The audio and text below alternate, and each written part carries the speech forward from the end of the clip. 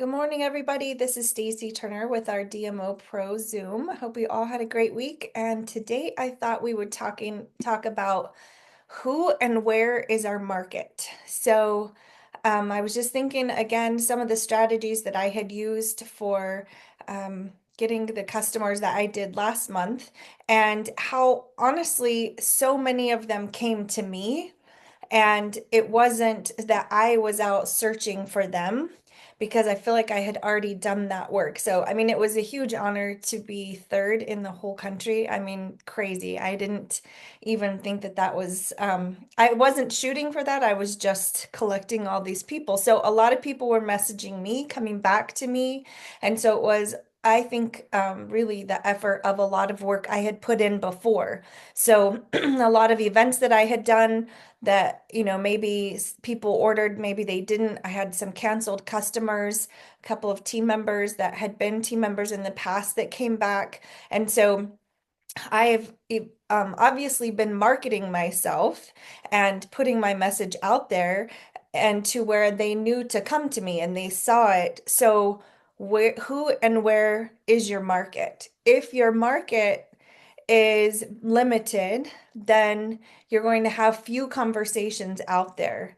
And if your market is bigger, you're going to have lots of conversations out there and a lot more people in the pipeline, as they call it, or in the funnel. So, if you start a conversation and then you send a video and then they watch the video and then they come to an event, and as that funnel, if you will, narrows to the point where somebody's ready to order, you have to have a lot of people and a lot of conversations flowing into that funnel to be able to get to the point where you have a few of those each month that are ordering. And I mean, I've never had 25 orders before in a month ever.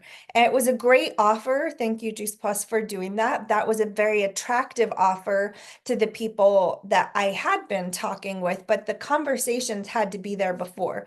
So when we think about who is your market and where is your market, let's just start with the who.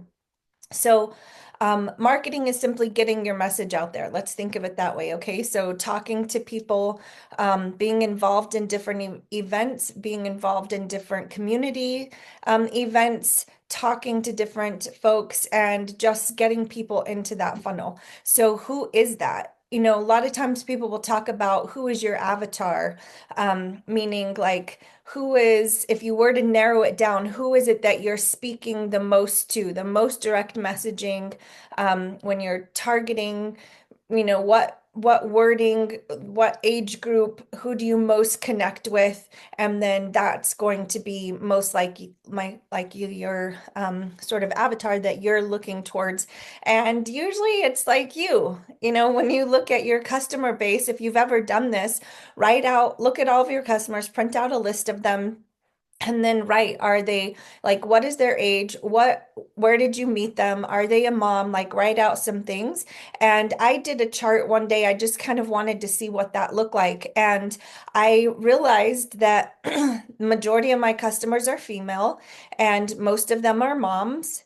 And I'm female and I'm a mom. So I was like, that really did work. I don't have very many men as customers. I have a heart for them and I really want to help them get healthier. Men are just stubborn. I'm sorry if there's any men on here. You guys tell us how to reach you because they typically don't stay on the product very long. And I don't know, the interest is there, but they know it. They already know, they already do. It's hard for me to connect with that.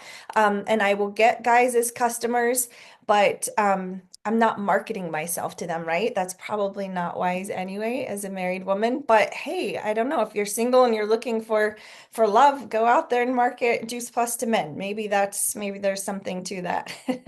But so when I'm looking at who I am talking to, it's going to be mostly females or couples as we get to know them. And then a lot of times they're moms, not always my age, but I can relate to that. So think of who it is that you're relating to.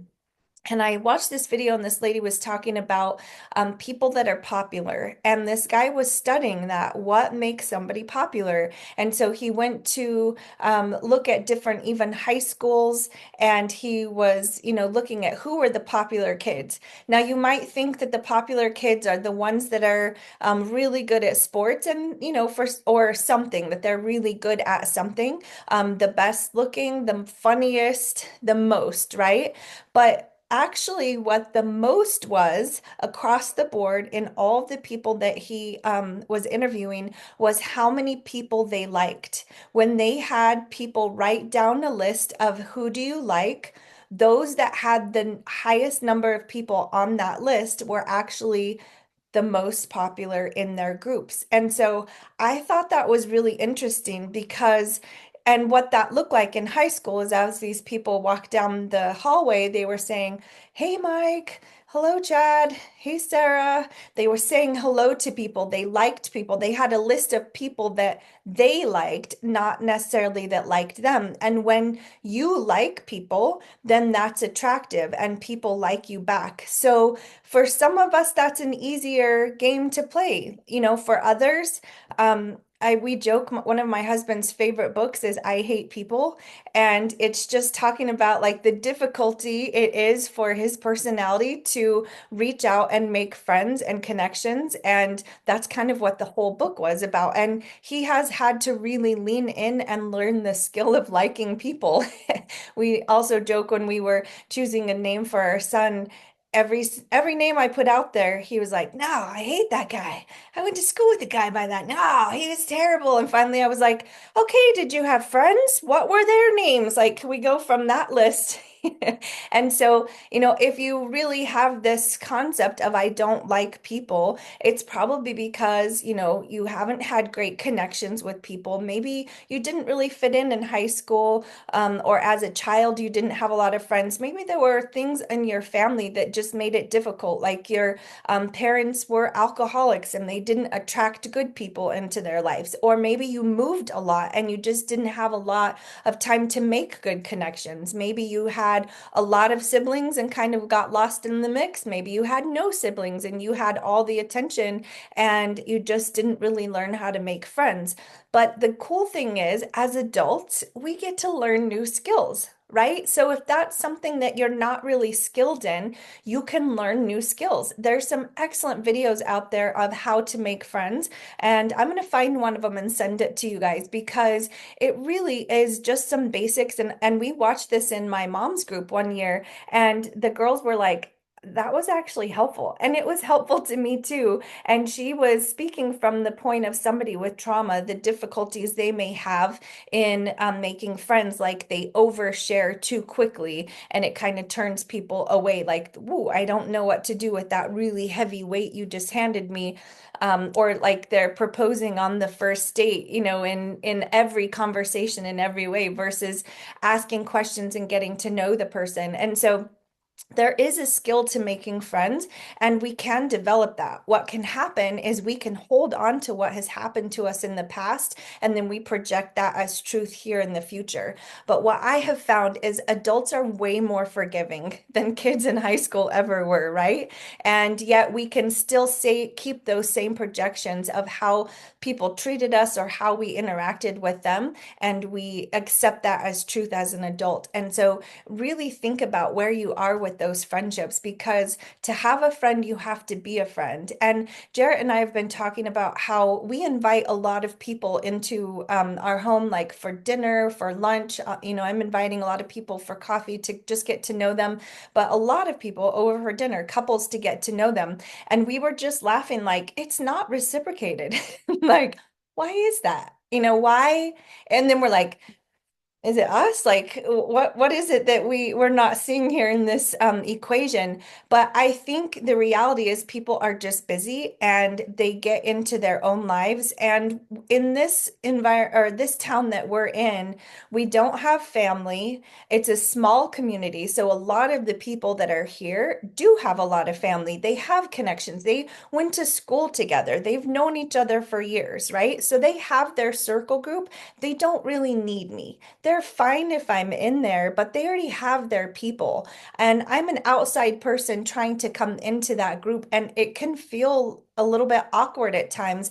And people can decide, oh no, people here are way too cliquish. And I will hear that. But I also think, how hard are you trying? Like, are you really trying? Do you invite them? Or are you just expecting them to invite you? It's not going to happen. The other part is we've been military in the past. And so if you're military and you're moving somewhere, you instantly have a connection with those people. You have similar contacts and similar lifestyle, and you have the connection of being in the military. It's like an immediate friend group because you're all in the same boat. Well, here, we didn't move here for military. And there is something called FLETC here, Federal Law Enforcement Training Center. So a lot of people come in for Border Patrol training, state police, that sort of thing. I mean, federal police. And so those people have their group, right? Like they know those people because of similar connections of other places they've lived. They have same, work environment, and it's like a little military group. And so they're pretty transient here. They move in and out quickly. They may stay for a year, the most 3 to 5 years. And then you have a lot of people that are oil filled here that move in and out and typically don't stay for very long. So Jarrett's business is oil filled, but he came in as an established business, taking over his dad's business, but he didn't have the years of connections that his dad had growing up here and that sort of thing. So we're implanting here into the busyness of everybody's lives that's already developed. I can't expect that any of them are really going to be reaching out to me, but I can be the one reaching out to them. It's harder for me to implant into a friend group, but it's easy for me to collect people that are also new because I have to be intentional about that. I'm setting up ways to do that. How do I find these people that don't have connections and don't have people and become their people? And that's how I've ended up being liked in our community because I'm offering value, but I'm seeking out the connections in other people groups and I'm finding them. One way is through a Facebook group called Artesian Newcomers, I think. I just started it. I asked people in the community, hey, if I'm starting this new Facebook group. I'm just wanting to welcome people that are moving into the area looking for resources. I'm new here. Would you be willing to be added in and help answer questions as new people come in? And they were like, yes, like overwhelming. They said yes. So I didn't just add people in there. I specifically thought through who has networks in Artesia and who would be honored that I see them and invite them to be a part of this. And so I'm showing like a communal collaboration with them. I'm here because I want to serve your community and help versus what can you give to me? Okay, so that was just one way. Another was starting the moms group. There was a need here for moms of all ages to be able to connect and grow. I was a mom. I have wisdom from having, raised kids, and I have a heart for younger moms. And so I started this group with them, and we meet twice a month. And so I'm on the lookout for when those new people join that group and they say they're moving to Artesia in their profile picture, do they have kids? Don't you think I'm going to reach out to them? And I'm going to say, hey, I'm the moderator of the group, and I already have it saved in boards. It's just a fast ad. I'm not having to rethink it every time. And I just say, I'm the moderator of this group. I wanted to welcome you to Artesia. I'm so glad that you found us. And I see you have little ones. I have a mom's group called Mom's Life. We would love to invite you to join us. And if you have any questions about Artesia, please reach out to me. We've lived here about 7 years, and I'd love to help you. And I've started some great conversations. And then when some of those people will respond back, I ask them questions about themselves. Do they have housing? Like, I'm just asking, I'm trying to see, is there an immediate need that they have right now that I can connect them to? Do they have questions about the schools? Do they have questions about, churches? Like, what is it they need? And then I help fill that need with a resource of just information. And then I'm going to ask them to go to coffee. Imagine that, right? Like, hey, I would love to welcome you here. Would you like to go to coffee? A new person that's moving in, how do you think that that helps them feel as they're moving to this new community? Do you think that they're more likely to say yes to that than if they just happen to be at the coffee shop and I walk up to them and start telling them about Juice Plus. It's not working that way. It's never going to work that way. It's little micro ways that you feed into relationships and into your community and the people that becomes your network and becomes who you market to, right? So sourdough events are the same way. Those are great because people come to you to come to the events and they actually show up because they paid something to get into the class. Very rarely do they not show. And if you set a limit to the class number, you'll fill up the class by you guys can check out my post on Facebook where as people respond, I change the number. Okay, update, we have 4 spots left. I have 2 spots left on this day. And it's like FOMO. People feel like they're missing out. And so they're going to, like, oh, okay, I want to be a part of it. I don't want to miss out on these classes. That's continually marketing to those people. So who is your market? Who are you talking to? Who are you trying to reach? And what are you actually doing to reach them? One of the things I found early on is if I want to have influence, I have to be an influencer. So I need in front of people and I need in front of groups. So I honed my skills of learning to speak in public. Guys, I was terrible at that at first, really bad.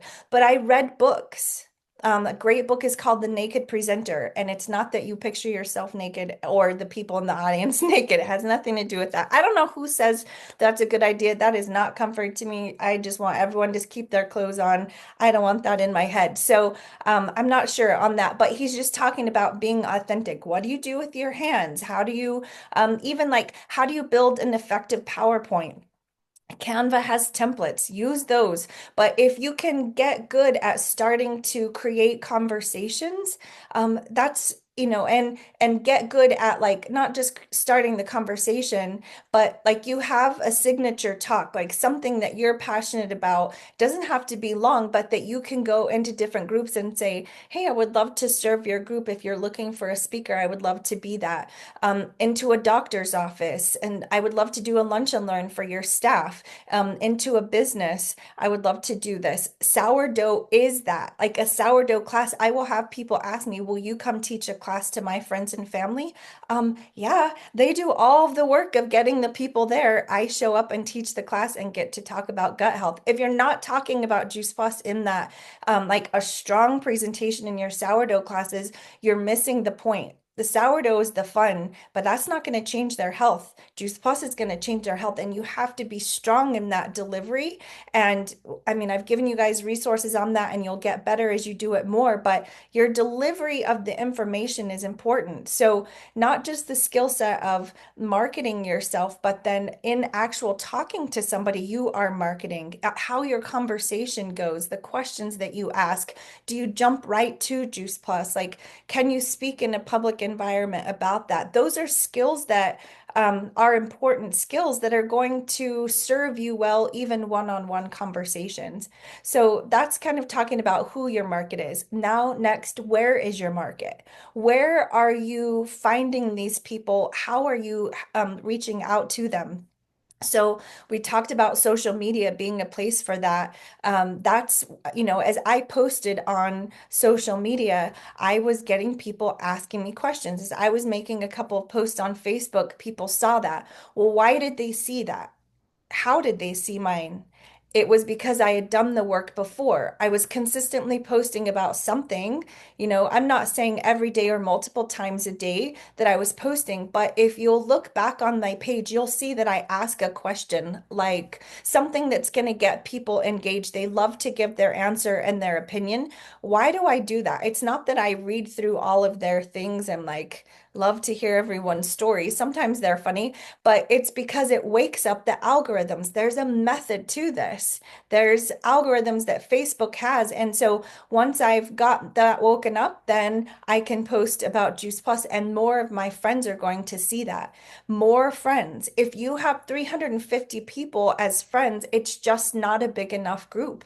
And you don't want all Juice Plus people. And if you've sent me a friend request and I have not accepted it, I have a whole page after page after page, and they're Juice Plus friends. Everything I post is public, so you guys can see it without being friends with me. But if I have all Plus friends only, that doesn't make sense. That's all I'm going to see in my feed is Juice Plus. I'm not going to see my friends in my community. I'm not going to see when they're posting because it's going to show you your friends. You guys can follow me, or you can just see my post without friend me sending accepting the friend request. But you want to just increase the number of people that are going to see yours. So how do you do that?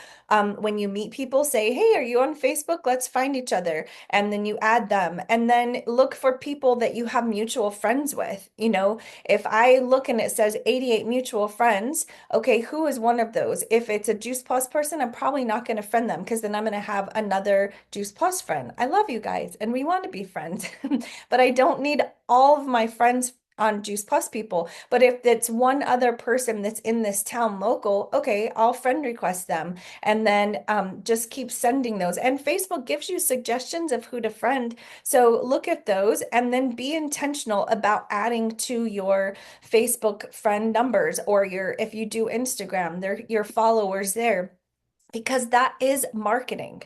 When you're putting something out on social media, you are marketing yourself. Whether you're posting just something about yourself, if you're posting Juice Plus, if you're posting health and wellness, if you're posting tips on something, all of those posts count, and that is marketing. That's a very broad spectrum of people. And some of these customers I got last month, you guys, they're people from 12 years ago or longer, like 20 years ago, of conversations 20 years ago, but social media kept us in connection and they saw the post and it was again a very attractive deal. And so people were reaching out to me. I didn't go back and find those people. I had been effectively using social media as a marketing platform to where they saw those posts and then they were asking me for information. And then the second one I would say was definitely Project Broadcast.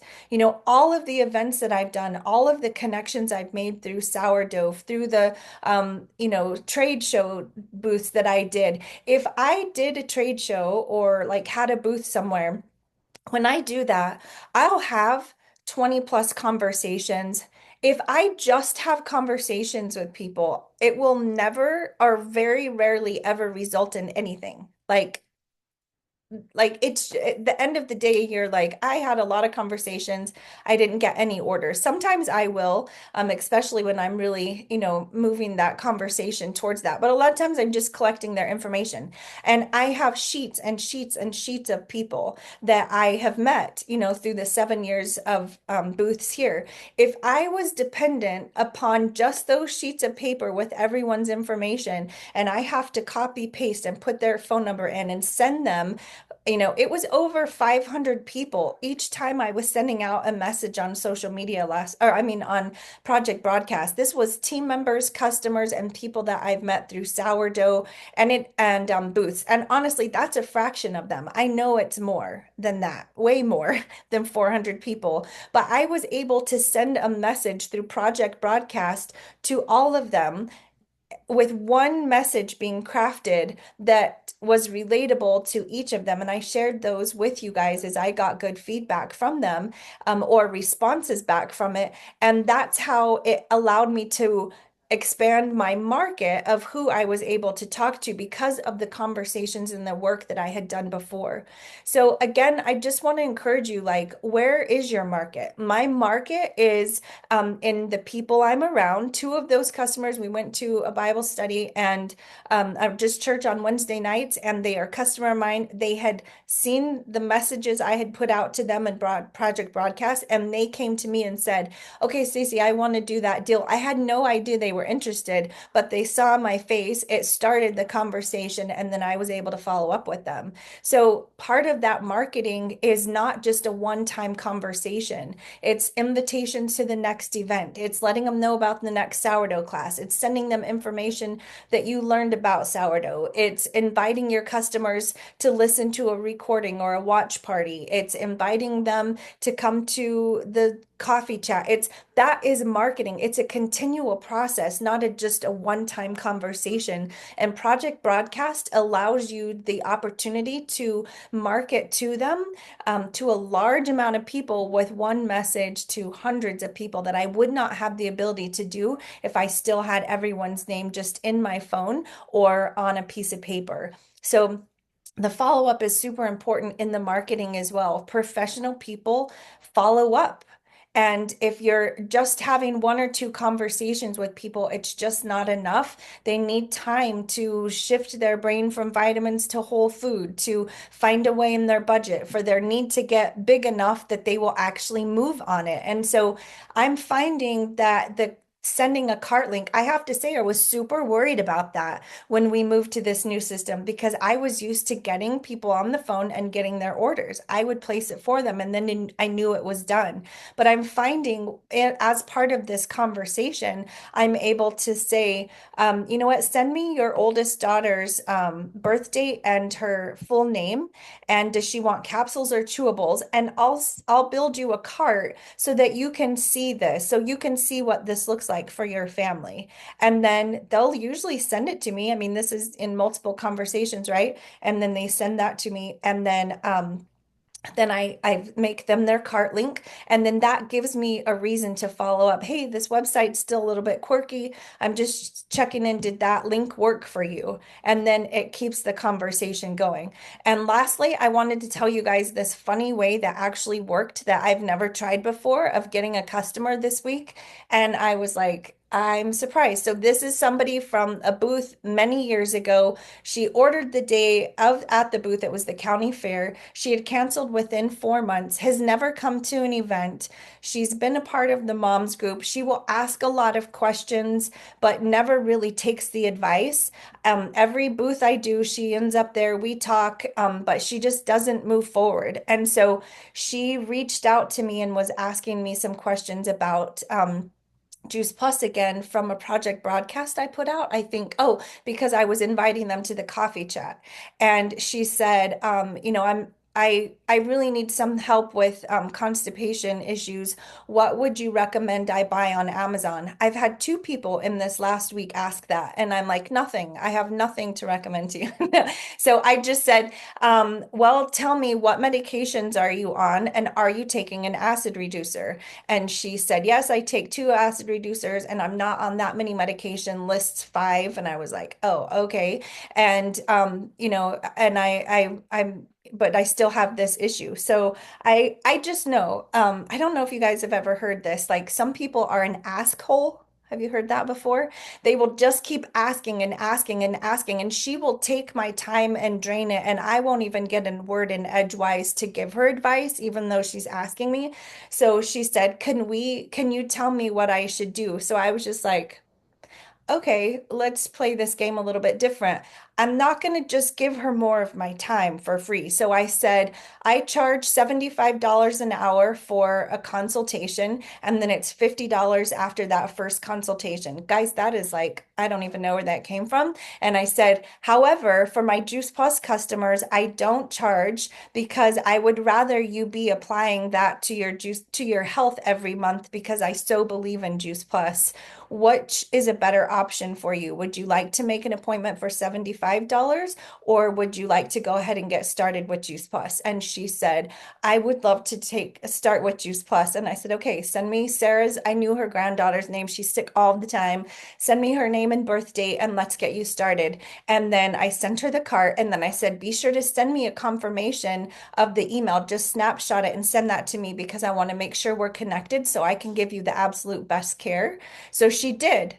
She ordered and she sent me the screenshot. And so then I said, okay, let's meet this week. And so we're supposed to meet tomorrow afternoon. So I'm not going to give her my time without seeing her move. And so I don't know that that would always work, but it did work with her. And I thought I would share that with you guys. The other girl, same thing. She wanted to know what she could order on Amazon. We had gone back and forth texting, and I was like, ah, this has to stop. And so I just said, can we talk on the phone? So then I was able to really dig into what were her fears about Juice Plus, what was holding her back. We had a great conversation, and I have not checked to see if she has ordered yet, but she's somebody to follow up with. And part of being a good marketer is tracking those conversations. If you're not writing it down, guys, you'll forget. You're not going to remember. Put it in your phone, do something, but having it on paper is somewhere that I see it. And in the DMO planner is the easiest place to keep all of that organized. It was designed especially for this. So we are at our 30 minutes. I hope the information I gave you guys today was helpful, kind of gets you thinking, who is your market? Where are they? And then are you really effectively continually marketing to them? And I mean, national marketing director, right? Like that's the position everyone says we're going for.